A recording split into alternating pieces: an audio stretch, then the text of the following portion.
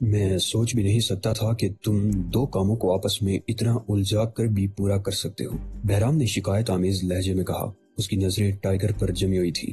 میں نے تمہیں اسپتال میں چند ہستیوں کو ٹھکانے لگانے کا حکم دیا تھا اور سرکاری گواہ کے سلسلے میں صرف سیکیورٹی چیکنگ کرنے بھیجا تھا۔ تم شاید اسپتال کی ہستیوں کی سیکیورٹی چیکنگ کرتے رہے ہو اور پھر تم نے جا کر نہ صرف سرکاری گواہ کو قتل کر دیا بلکہ… ٹائیگر نے تردیدی انداز میں سر ہلا دیا۔ بہرام الجھن آمیز انداز میں اپنی سیٹ پر بیٹھ گیا۔ وہ بے حد تھکا تھکا لگ رہا تھا۔ حکومت ایک اہم ترین گواہ سے محروم ہو گئی ہے، اس نے باری آواز میں کہا۔ میں پوچھتا ہوں آخر اس سرکاری گواہ کو قتل کرنے کی ضرورت ہی کیا تھی؟ میں اوشان کو بھی بتا چکا ہوں کہ وہ میرے ہاتھوں ہلاک نہیں ہوا۔ ٹائیگر نے جواب دیا۔ تم نے اسے قتل نہیں کیا؟ اس بار بہرام کے لہجے میں بے یقینی کی بجائے حیرت تھی۔ تو پھر کیا اسے اوشان نے قتل کیا ہے؟ نہیں، اوشان نے ناگواری سے کہا۔ میں صرف انہی لوگوں کو ٹھکانے لگاتا ہوں جن کے لیے مجھ سے درخواست کی جاتی ہے۔ تمہارا کیا خیال ہے بہرام؟ کیا میرا کام فن کا اعلیٰ نمونہ نہیں ہوتا؟ خانہ سناجو کے مالک سے اتنے گھٹیا انداز میں کسی کو قتل کرنے کی توقع رکھنا اس کی توہین ہے۔ ایک منٹ لٹل فادر۔ ٹائیگر نے جلدی سے ہاتھ اٹھا کر اسے خاموش رہنے کی ہدایت کی۔ چیف کا یہ مطلب نہیں کہ در حقیقت آپ پر ہی شبہ کیا جا رہا ہے۔ بہتر ہوگا کہ پہلے میں صورتحال واضح کر دوں، اس طرح شاید کچھ بات بن جائے۔ اوشان نے ٹائیگر کی مداخلت پر کڑے تیوروں سے اس کی طرف دیکھا لیکن خاموش رہا۔ ٹائیگر کی پیشانی پر پسینے کے قطرے نمودار ہو گئے تھے۔ اس کا ذہن تیزی سے کام کر رہا تھا۔ وہ سمجھ چکا تھا کہ صورتحال محض باتوں سے قابو میں آنے والی نہیں ہے۔ بہرام پریشان ہے تو یقیناً کوئی بہت ہی اہم بات ہے۔ اس نے دونوں ہاتھ میز پر رکھے اور بہرام کی طرف جھکتے ہوئے دریافت کیا۔ آپ کو یہ شبہ یا یقین کیوں ہے کہ اسے میں نے ہی قتل کیا ہے؟ تو پھر اور کون ایسا کر سکتا ہے؟ وہاں درجنوں خوخار کتے تھے، درجنوں مسلح محافظ تھے، چپے چپے پر سیکیورٹی گارڈ موجود تھے، اور کون اس کی کھوپڑی کو اس انداز میں توڑ سکتا تھا کہ کھوپڑی کے چیتڑے پورے کمرے میں بکھرے ہوئے پائے گئے تھے؟ بہرام نے اسی سے سوال کر دیا۔ سب سے پہلی بات تو یہ ذہن نشین کر لیں کہ قاتل میں نہیں ہوں۔ دوسری بات یہ ہے کہ اسپتال میں جن لوگوں کو ٹھکانے لگانا تھا وہ اپنے انجام کو پہنچ چکے ہیں۔ اگر ابھی تک ان کی لاشیں نہیں ملی اور پولیس کو ان کی موت کی رپورٹ نہیں دی گئی تو اس کا مطلب یہ نہیں کہ وہ زندہ ہیں۔ ان کی لاشیں کپڑوں کی الماری میں تہہ در تہہ رکھی ہوئی ہیں، جا کر خود ملاحظہ کر لیں۔ بہرام نے پلکیں جھپکائیں۔ انداز ایسا ہی تھا جیسے وہ ٹائیگر کے بیان پر غور کر رہا ہو۔ پھر وہ کرسی کی پشت گاہ سے ٹک گیا۔ اس نے فون گھسیٹ کر سامنے کر لیا، جلدی جلدی کسی کا نمبر ڈائل کیا، کچھ دیر احکامات دیتا رہا، پھر ریسیور رکھ کر ایک طویل سانس لی۔ اس کی نظریں اب فون پر جمی ہوئی تھی، جیسے اپنے احکامات کا جواب ملنے کے بعد ہی وہ کوئی مزید بات کرنا چاہتا ہو۔ چند منٹ کے لیے کمرے میں گہری خاموشی چھا گئی۔ تین آدمیوں کی موجودگی کے باوجود اس قدر سناٹا تھا جیسے وہاں کسی زیرو کا نام و نشان تک نہ ہو۔ پھر یہ بوجھل سناٹا فون کی سمخ خراش آواز سے ٹوٹ گیا۔ اوشان چونک پڑا۔ بہرام بھی اپنی سیٹ پر اچھل پڑا اور اس کا ہاتھ بالکل اسی انداز میں ریسیور پر پڑا جیسے کوئی ناگ کسی چیز کو ڈسنے کے لیے پھن مارتا ہے۔ وہ دوسری طرف سے ہونے والی بات گہری توجہ اور متانت سے سنتا رہا۔ اس دوران میں کئی بار اس کے چہرے کا رنگ متغیر ہوا اور کئی بار اس نے ٹائیگر کی طرف دیکھا، پھر باری آواز میں بولا، لاشیں مل گئی ہیں۔ مبارک ہو، ٹائیگر نے مسکرا کر کہا، لیکن میں نہیں سمجھتا کہ مرحومین نے آپ کے لیے کوئی بڑی جائیداد چھوڑی ہوگی۔ بہرام کے ہونٹوں پر پہلی بار مسکراہٹ نمودار ہوئی۔ کیا مجھے شک کی سلیب سے اتار دیا گیا ہے چیف؟ ٹائیگر نے دریافت کیا۔ ریسیور ابھی تک اپنی سلیب سے ہٹا ہوا ہے۔ اوشان نے اپنی پتلی سی لمبی خنجر نما انگلی سے اشارہ کیا۔ بہرام نے ریسیور کریڈل پر رکھ دیا۔ ہاں، مجھے یقین آ گیا کہ تم نے دونوں کام اسی طرح کیے ہیں جیسے کہا گیا تھا، لیکن یہ سوال اب بھی پریشان کن ہے کہ اگر تم نے قتل نہیں کیا تو کون قاتل ہے؟ اتنا طاقتور قاتل جو کسی کی کھوپڑی کے چیتڑے بکھیر سکتا ہو؟ بہرام نے ٹائیگر کی آنکھوں میں جھانکتے ہوئے کہا۔ انداز سوالیہ تھا لیکن لگتا تھا جیسے وہ خود کلامی میں مبتلا ہو۔ اس کے علاوہ پولیس کو ساحل پر 2 لاشیں اور بھی ملی ہیں، ان دونوں کو بھی اسی انداز سے ہلاک کیا گیا ہے جس طرح سرکاری گواہ قتل ہوا ہے۔ ٹائیگر کے ہونٹ سکڑ گئے۔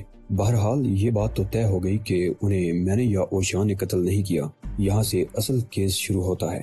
اب دیکھیے کیا سامنے آتا ہے۔ اس نے اوشان کی طرف دیکھا۔ لٹل فادر، کہیں یہ نوگان کا کارنامہ تو نہیں؟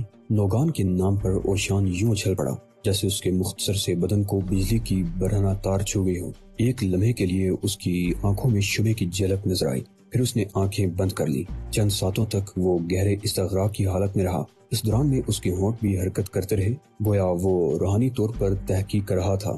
بار بار اس کے نتنے پھڑکتے رہے جیسے وہ کچھ سونگنے کی کوشش کر رہا ہو۔ اس نے آنکھیں کھولی تو ان میں سرخی تیر رہی تھی۔ وہ نفی میں سر ہلانے لگا۔ نہیں، یہ لوگان کا کارنامہ نہیں ہے، اس نے جواب دیا۔ ان سب باتوں سے ایک نظریہ قائم ہوتا ہے، بہرام نے تفکر آمیز انداز میں کہا۔ اس شہر میں کوئی ایسا وجود ہے جو بے انتہا طاقتور ہے، اس کے علاوہ اس میں خود کو پوشیدہ رکھنے کی بھی صلاحیت موجود ہے۔ اگر ایسا نہ ہوتا تو اتنے بہت سے آدمی میں سے کوئی ایک کم از کم اس کا سایہ یا ہیولہ ضرور دیکھ لیتا۔ یہ ایک پریشان کن صورتحال ہے۔ وہ شخص اتنا طاقتور ہے کہ انسانی کھوپڑیوں کو چیتڑوں میں تبدیل کر سکتا ہے، اور ہمیں دیکھنا ہے کہ وہ کون ہے۔ جن دو آدمیوں کی لاشیں ساحل پر پائی گئی ہیں، ٹائیگر نے دریافت کیا، ان سے کوئی رہنمائی حاصل کی جا سکتی ہے؟ ہاں، بہرام نے جواب دیا۔ اس معاملے کی رپورٹ ایک نشے باز نے کی تھی جو وہاں ایک طرف چٹان پر بیٹھا تنہائی سے لطف اندوز ہو رہا تھا۔ اس نے بتایا کہ دونوں آدمی ایک ایسے آدمی سے باتیں کر رہے تھے جو وہاں موجود نہیں تھا، اور ایک ایسی ہستی جو اسے دکھائی نہیں دے رہی تھی ان دونوں آدمیوں کا جواب دے رہی تھی۔ دو آدمی اور تین آوازیں؟ ٹائیگر ہنس پڑا۔ ممکن ہے تیسری آواز اس نشے باز کے ذہن میں تیرنے والے نشے کی پیداوار ہی ہو؟ نہیں، اگر ایسا ہوتا تو وہ پولیس کے پاس رپورٹ کرنے کبھی نہ جاتا۔ بہرام نے اس کا خیال رد کر دیا۔ ہمیں کسی ایسی ہستی کو تلاش کرنا ہے جو دکھائی نہیں دیتی، ایک ایسا مجرم تلاش کرنا ہے جو انسانی کھوپڑیاں ذرات میں بکھیرنے کی صلاحیت رکھتا ہے۔ جن دو آدمیوں کی لاشیں ساحل پر ملی ہیں وہ کون تھے؟ ٹائیگر نے پوچھا۔ دو جرائم پیشہ افراد جن کا تعلق ایک خفیہ گروہ سے ہے۔ ان دونوں کے ذمہ یہ کام لگایا گیا تھا کہ وہ اپنے اس ساتھی کو قتل کر دیں جس نے سرکاری گواہ بن کر اس گروہ کے راز فاش کرنے کی حامی بھر لی تھی۔ آپ کے خیال میں ان کے درمیان کوئی تعلق ہے؟ یقینی طور پر یہی بات ہے، بہرام نے کہا۔ تین آدمی اور تینوں کی کھوپڑیاں کسی اخروٹ کی طرح توڑ دی گئی ہیں، یہ محض ایک اتفاق نہیں ہو سکتا۔ اگر یہ حقیقت ہے تو اور بھی اچھی بات ہے۔ میری بات مانیے چیف، جو مجرم کھوپڑیاں بکھیرتا پھر رہا ہے اس کی گرفتاری کا خیال ذہن سے نکال دیں۔ وہ کیوں؟ بہرام نے حیرت سے پوچھا۔ اس طرح باری باری تمام جرائم پیشہ افراد ختم ہو جائیں گے اور ہماری محنت بچ جائے گی۔ ٹائیگر نے خوش ہوتے ہوئے کہا۔ میں تو یہ مشورہ دوں گا کہ کھوپڑیاں بکھیرنے والے کی سلامتی کے لیے دعائیں کی جائیں۔ ایک عرصے بعد دنیا میں ایک ایسا شخص پیدا ہوا ہے جو میرا کام کر کے مجھے آرام کا موقع دے رہا ہے، لیکن یہ بات اتنی سادہ سی نہیں ہے۔ بہرام بولا۔ یہ بات تو میں کئی بار اوشان سے کہہ چکا ہوں کہ سادگی کا زمانہ گزر چکا ہے، لیکن یہ مجھے بھی اپنی طرح سادہ لوگ دیکھنا چاہتے ہیں، خصوصاً خواتین کے سلسلے میں، اور مزید خصوصاً ایسی خواتین کے سلسلے میں جن کے چہرے پر ان گنت برے برے تل ہوتے ہیں۔ ٹائیگر نے اوشان کی طرف دیکھتے ہوئے کہا۔ اوشان کی تیوریوں پر بل پڑ گئے۔ میں کہہ رہا تھا کہ ہم اس معاملے کو نظر انداز نہیں کر سکتے۔ بہرام نے بڑے ضبط سے کام لیتے ہوئے اپنی بات دہرائی۔ اس وقت ہمارے ملک کی صورتحال ہمیں چشم پوشی کی اجازت نہیں دیتی۔ ملک کی صورتحال؟ ٹائیگر چونک پڑا۔ ملک کی صورتحال کو کیا ہوا؟ ان دنوں بسلامی کا امیر ہمارے ملک میں موجود ہے۔ بہرام نے انکشاف کیا۔ مارے گئے؟ ٹائیگر نے کراہ کر کہا۔ یہ بسلامی کا امیر کیا بلا ہے اور وہ یہاں کیا کر رہا ہے؟ تم بسلامی کے بارے میں بھول گئے؟ اوشان نے جلدی سے دخل در معقولات کی۔ خانہ سنانجو کو جن چند امراء اور سلاطین کی نظر عنایت حاصل رہی ہے، بسلامی کا امیر ان میں سے ایک ہے۔ وہ کتنا عظیم بادشاہ ہے۔ میں لٹل فادر، ٹائیگر نے احتجاجاً ہاتھ بلند کر دیا۔ بات یہ ہے کہ بسلامی کے نئے حکمرانوں نے پرانے سلطان کے سر کی $50 لاکھ قیمت مقرر کی ہے، بہرام نے کہا۔ ٹائیگر چونک پڑا۔ اس کی دھڑکنیں بے ترتیب ہو گئی تھی۔ وہ سوچ بھی نہیں سکتا تھا کہ روئے زمین پر کوئی شخص اتنا قیمتی بھی ہو سکتا ہے۔ $50 لاکھ، اس نے دہرایا اور کنکھیوں سے اوشان کی طرف دیکھا۔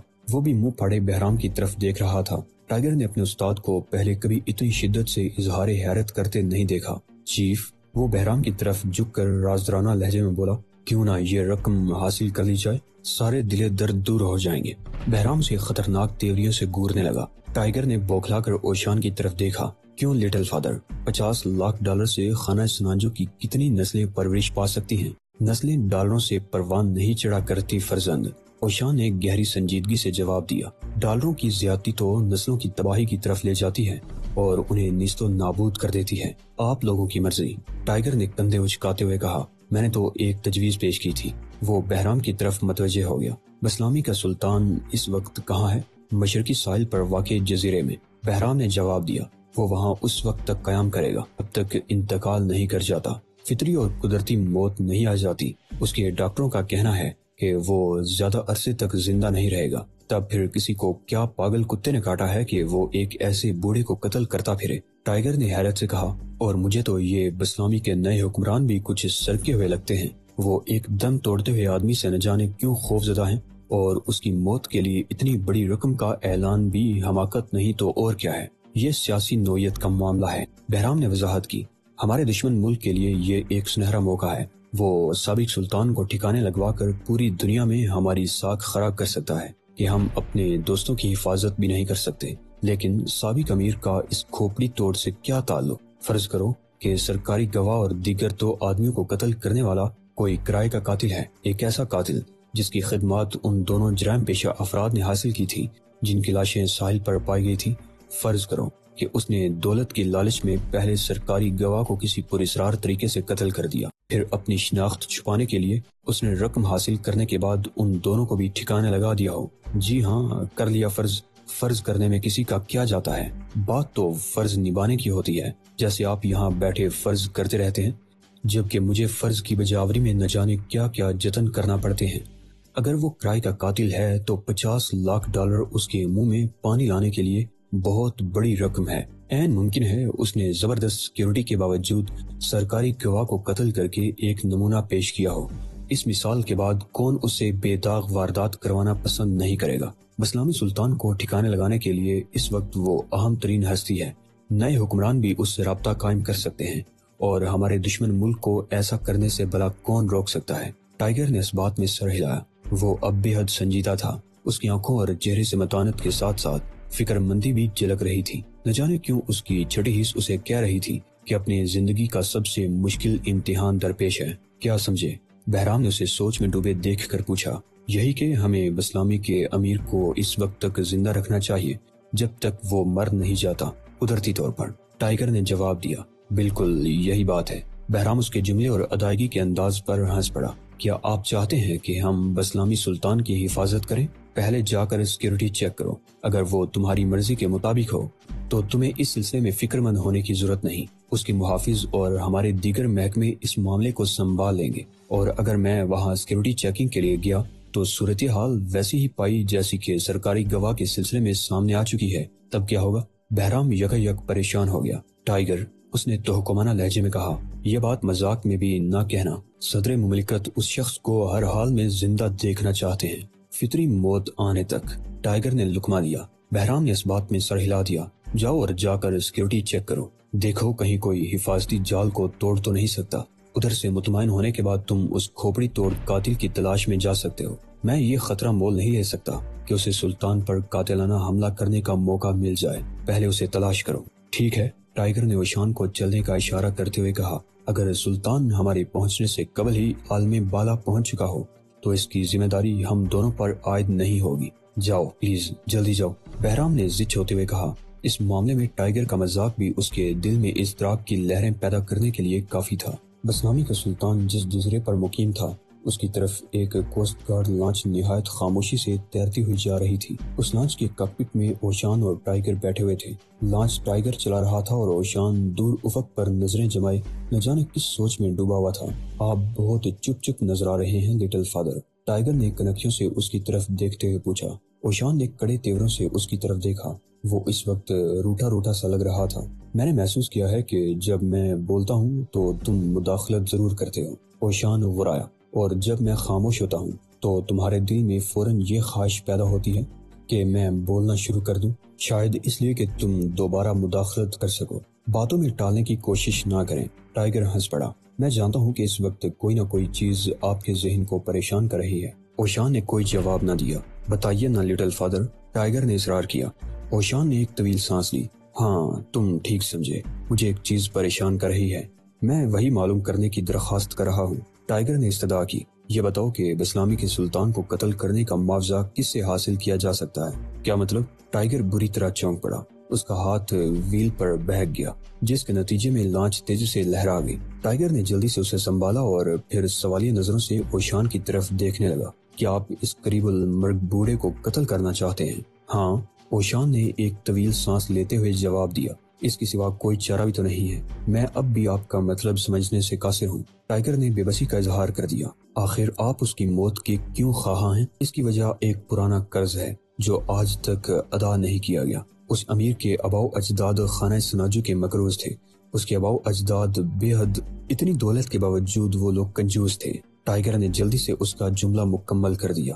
میری باتوں میں روک ٹوک تمہاری پرانی عادت ہے۔ اوشان بگڑ گیا۔ مجھے افسوس ہے لٹل فادر۔ ٹائیگر نے جلدی سے معذرت کر لی۔ براہ کرم اپنی بات جاری رکھیے۔ شکریہ۔ اوشان کا لہجہ قدرے نرم ہو گیا۔ یہ ایک سادہ سی کہانی ہے۔ میں یہ کہانی بہرام کے دفتر میں سنانا چاہتا تھا، لیکن تم نے ٹوک دیا۔ مجھے حیرت ہے کہ لوگ دوسروں کی باتیں سننے میں اس قدر کنجوس کیوں ہوتے ہیں۔ میں پوری توجہ سے سن رہا ہوں۔ ٹائیگر نے سنجیدگی سے اسے یقین دلایا۔ یہ کئی سال پرانی بات ہے، شاید 2 صدیوں پہلے کا معاملہ ہے۔ ان دنوں کا قصہ ہے جب اسکندر نے مشرق کے بیشتر علاقے پر اپنا تسلط جما لیا تھا۔ میں مداخلت تو نہیں کرنا چاہتا، لیکن یہ اسکندر کون تھا؟ وہی یونانی جس کے بارے میں کہا جاتا ہے کہ وہ فاتح عالم تھا۔ شاید آپ سکندر اعظم کا تذکرہ کر رہے ہیں۔